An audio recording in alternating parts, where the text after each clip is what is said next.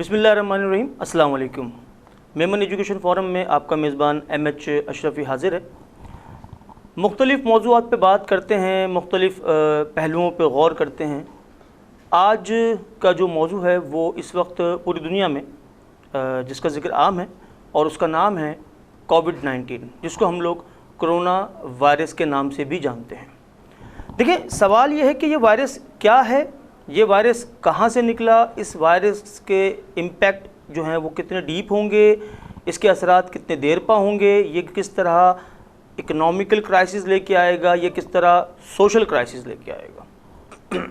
मुख्तलिफ़ किस्म की आरा हैं, मुख्तलिफ़ किस्म की बातें हैं, मुख्तलिफ़ किस्म की न्यूज़ हैं जो दुनिया में गर्दिश कर रही हैं। और अब वक्त ये आ गया है कि किसी भी ख़बर की सदाकत पे यकीन करना एक सवालिया निशान बन जाता है। हमारा मकसद आपको हरगिज़ ये बताना नहीं है कि कोरोना वायरस क्या है। हमारा मकसद हरगिज़ उसका इलाज बताना नहीं है। हम डॉक्टर्स नहीं हैं कि हम आपको उसका इलाज बताएंगे। इलाज बताना मेडिकल साइंस का काम है।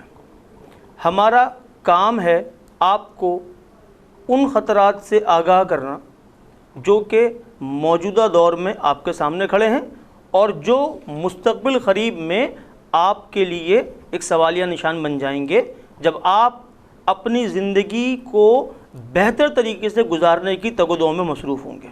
मैंने इस मौजू पे सोचा किस तरह बात की जाए, कौन सी बात की जाए, क्या बातें मैं अपने सुनने वालों से शेयर करूं।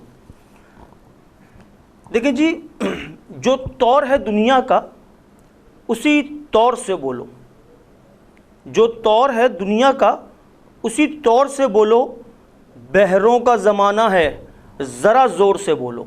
तो अब वो वक्त है कि मैं अपनी कौम के साथ, आप लोगों के साथ उन बातों को शेयर करूं जिनका असर डायरेक्टली और इनडायरेक्टली मेरी और आपकी ज़िंदगी पे होने वाला है। कोविड-19 आया, दुनिया के तमाम ममालिक ने अपनी अपनी पॉलिसीज़ वाज़ा की, उन पे अमल दरामद किया। कुछ लोगों ने लॉकडाउन की पॉलिसीज़ पे अमल किया, कुछ लोगों ने अपने मुल्क के लोगों को दूसरी किस्म की सहूलियात फराहम की। पाकिस्तान एक ऐसा मुल्क है जिसका शुमार इस वक्त दुनिया में तीसरी कौम में किया जाता है। बहुत अफसोस के साथ मैं ये बात आप लोगों से शेयर कर रहा हूँ, लेकिन ये एक हकीकत है, कोई ढकी छुपी बात नहीं है। कमाल हो गया, पाकिस्तान में कोरोना से मुतासरा अफराद की तादाद दुनिया में फैले गए बड़ी बड़ी सुपर पावरों के मुकाबले में सबसे कम। पाकिस्तान में कोरोना से मरने वाले लोगों की तादाद दुनिया की सुपर पावर्स के मुकाबले में सबसे कम।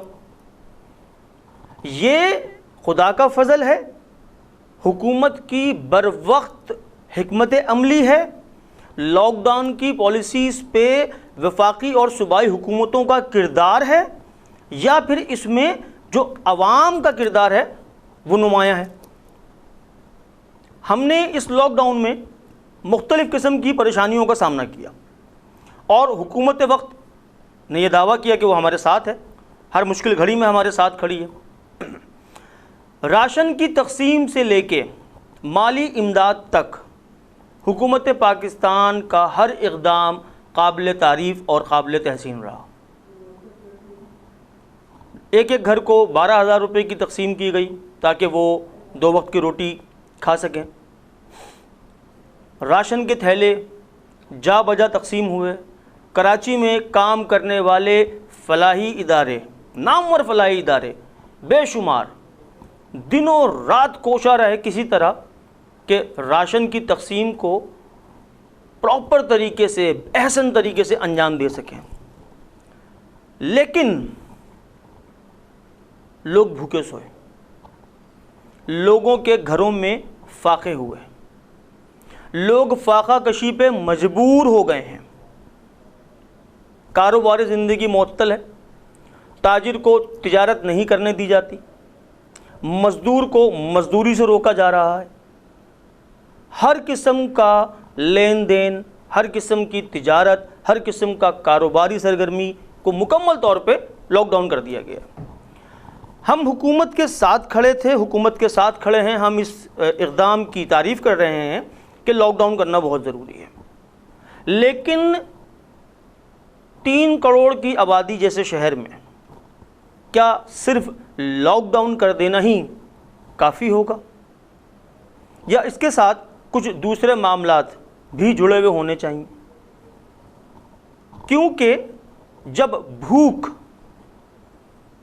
پیٹ کو جلاتی ہے تو مرنے کا خوف ختم ہو جاتا ہے، اور جب بھوک کسی شخص کے بچوں کی طرف لپکتی ہے تو پھر وہ بے خوف و خطر کسی بھی خطرے میں کود پڑتا ہے اپنے اہل و عیال کو بچانے کے لیے، ان کے لیے 2 وقت کی روٹی کمانے کے لیے۔ اتنا راشن بٹا کہاں گیا؟ حکومت نے بھرپور تعاون کی یقین دہانی کرائی، عوام کے ساتھ ہونے کا دعویٰ کیا، ہم اپنی آنکھوں سے دیکھتے آئے، راشن کے تھیلے ٹرک کے ٹرک بٹ رہے ہیں، جا رہے ہیں، ترسیل ہو رہی ہے۔ پھر وہ کون لوگ تھے جو اس نعمت سے محروم رہ گئے؟ کیا یہ وہ لوگ تھے جو اس خبر سے آگاہ نہیں تھے، یا پھر غیر منصفانہ تقسیم ہوئی ہے؟ رازق تیرے رزق کی تقسیم دیکھ لی، ایک ماں نے لال آج بھی بھوکا سلا دیا۔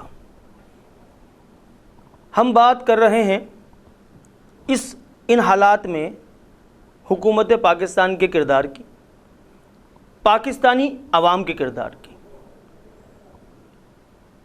ہم کسی پہ نکتہ چینی کرنے کی پوزیشن میں ہیں نہیں، یا ہم کسی پہ تنقید کرنے کے حق میں نہیں۔ ہمارے پروگرام کا مقصد صرف یہ ہے کہ حکومتی اعلانات کے باوجود اگر اس ملک میں رہنے اور بسنے والے لوگوں کو کوئی تکلیف ہوئی ہے تو اس کا ازالہ کون کرے گا اور اس کا ذمہ دار کون ہے؟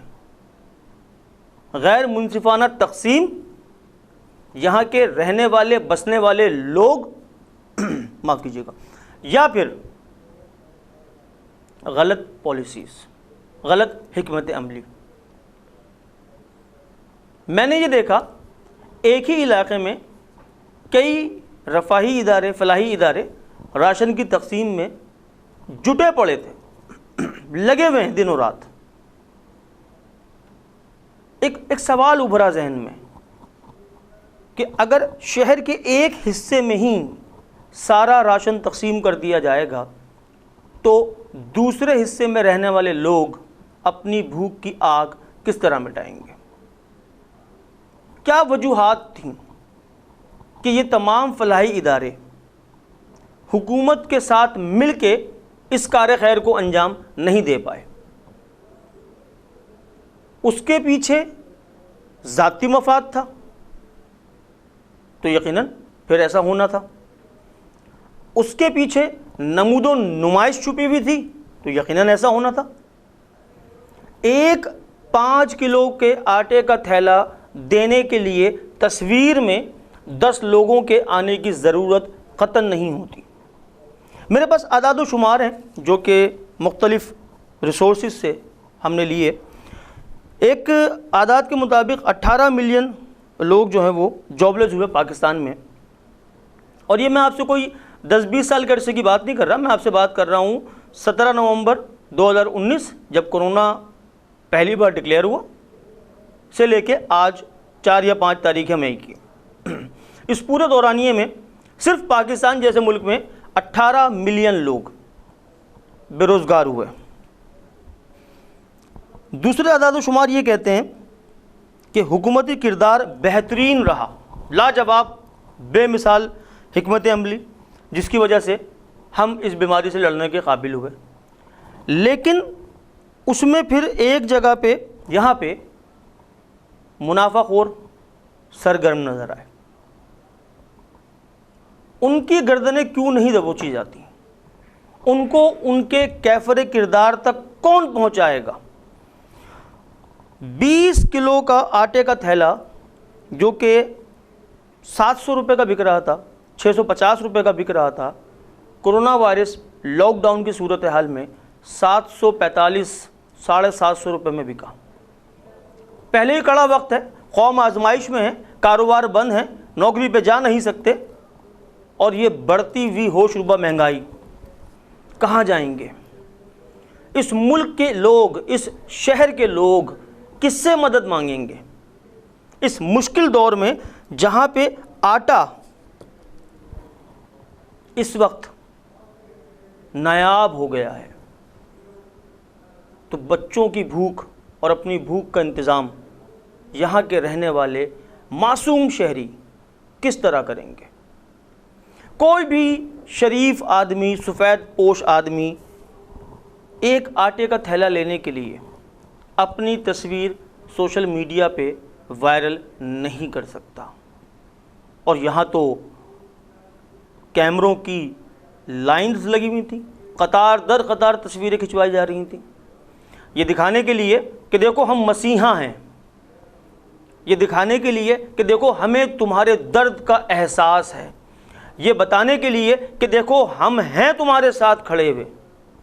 بڑے افسوس کے ساتھ میں کہوں گا، کہیں مندروں میں دیا نہیں، کہیں مسجدوں میں اذان نہیں، میرے شہر میں ہے خدا بہت مگر آدمی کا پتہ نہیں۔ افسوس ہوتا ہے اس سوچ پہ، افسوس ہوتا ہے ان لوگوں پہ جو یہ کردار بخوبی نبھا رہے ہیں، اور مایوسی ہوتی ہے کئی مقامات پہ جب میں حکومتی پالیسیز پہ عمل ہوتا نہیں دیکھ سکتا یا نہیں دیکھ پاتا۔ کیوں؟ کیا وجوہات ہیں؟ ایسے کون سی طاقتیں ہیں جن کے سامنے حکمران وقت بے بس نظر آ رہے ہیں؟ وہ کون سے کردار ہیں جو حکومتی پالیسیز پہ عمل پیرا نہ ہونے کی جسارت اور جرات رکھتے ہیں؟ جب حکومت پاکستان ایک اعلان کرتی ہے، اس اعلان کی خلاف ورزی کرنے والے لوگ دندناتے پھرتے ہیں، ان کو کیفر کردار تک کون پہنچائے گا؟ ان کو مثال کون بنائے گا؟ حاکم وقت کی یہ ذمہ داری ہے تاکہ یہاں کے رہنے والے شاد و آباد رہیں، تاکہ یہاں کے رہنے والوں کی نظر میں قانون کی عزت سلامت رہے، تاکہ یہاں کے بسنے والوں کی ذہن میں قانون کی پاسداری کا جو سبق دیا جاتا ہے وہ زندہ رہے۔ میں اکیلا قانون کی پاسداری کیوں کروں؟ ہر شخص یہی کہتا ہے۔ ٹریفک سگنل پہ لائٹ سرخ ہوتی ہے اور وہ لوگ جانے کی کوشش کرتے ہیں، ان کو ایسا لگتا ہے کہ اگر ٹریفک سگنل پہ میں اکیلا رکا تو مجھ سے بڑا بیوقوف آدمی کوئی نہیں ہوگا۔ وہ اس بات کو ماننے کو تیار نہیں ہوتے کہ دیکھو قانون کی پاسداری ہمیں کرنی چاہیے، یا پھر ان کے دلوں سے قانون کا خوف ختم ہو چکا ہے۔ آپ ایک ایسے دور میں زندہ ہیں جہاں آٹا چوری سے بیچا جاتا ہے۔ آپ ایک ایسے دور میں زندہ ہیں جہاں 2 وقت کی روٹی کے لیے ماں اپنے لال کو بیچنے پہ تیار ہے۔ آپ ایسے دور میں زندہ ہیں جہاں ماں باپ اپنے بچوں کو 2 وقت کی روٹی کھلانے کے لیے بھیک مانگنے پہ مجبور ہو گئے ہیں۔ آخر کب تک ہم تیسری دنیا کے لوگ ہونے کا طعنہ برداشت کرتے رہیں گے؟ آخر کب تک ہم یہ کہیں گے کہ ہم ترقی پذیر ملکوں میں سے ہیں؟ کون سی نعمت ہے جو ہمارے ملک میں نہیں اگتی؟ کون سے معدنیات ہیں جو ہمارے ملک میں وافر مقدار میں موجود نہیں ہیں؟ کون سے وسائل ہیں جن سے ہم محروم ہیں؟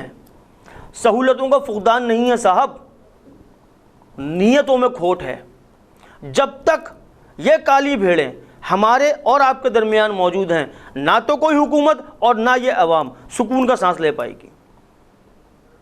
ہم کسی ایسے پروگرام پہ عمل نہیں کر سکیں گے، ہم کوئی ایسا ادارہ نہیں چلا سکیں گے، ہم کوئی ایسی پالیسی مرتب نہیں کر سکیں گے جو اس قوم کو فائدہ پہنچا سکے۔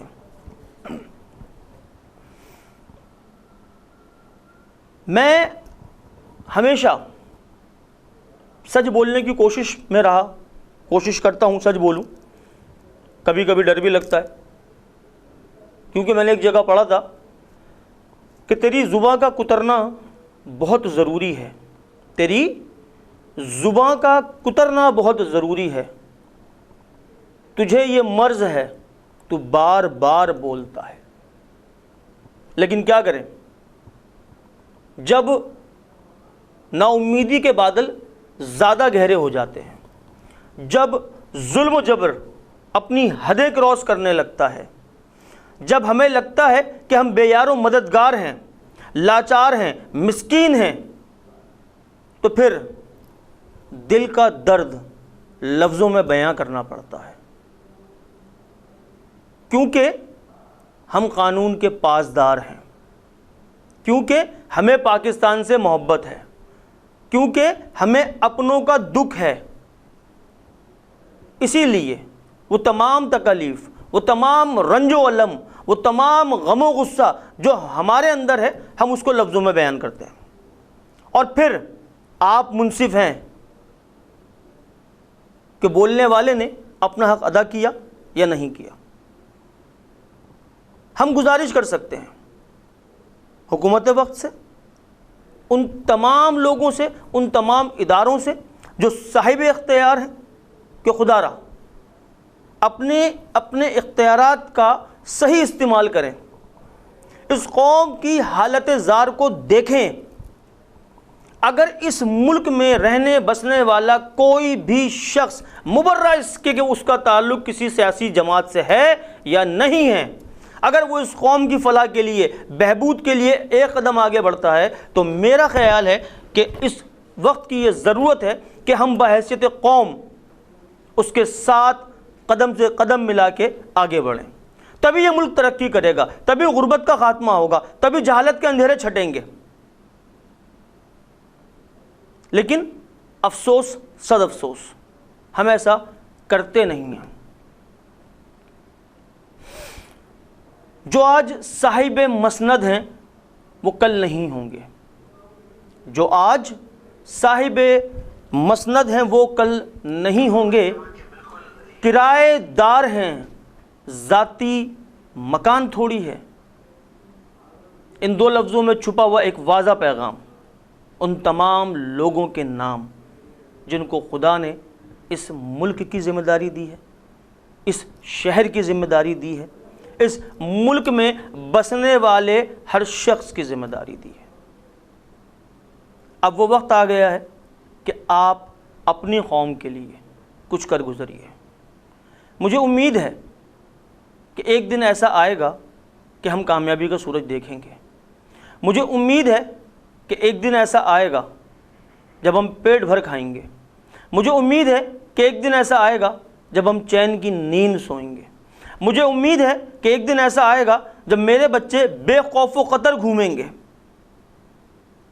اور اسی امید پہ یہ دنیا قائم ہے۔ میں امید کرتا ہوں کہ آپ سب لوگ اپنا بہت خیال رکھیں گے، پاکستان سے محبت کیجئے اور پاکستان کی ترقی میں اپنا کردار ادا کیجئے۔ پاکستان پائندہ باد۔